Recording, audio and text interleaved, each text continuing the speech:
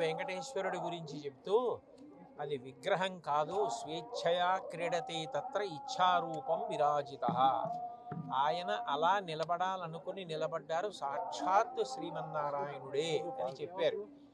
అటువంటి మహానుభావుడు సుదర్శన చక్రం పట్టుకుని నిలబడి ఉండగా మనందరినీ ఆయన నిరంతరం కాపాడతారు.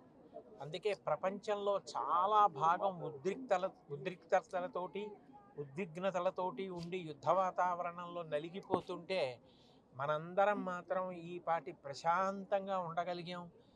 ఎక్కడ ఏ విధమైనటువంటి నష్టం జరగకుండా ప్రశాంతంగా మన పనులు మనం చేసుకోగలిగామంటే సర్వజగద్రక్షకుడైనటువంటి శ్రీమన్నారాయణుడు ఇక్కడ కొలువు ఉండడం, మనని కాపాడడం దానికి కారణం.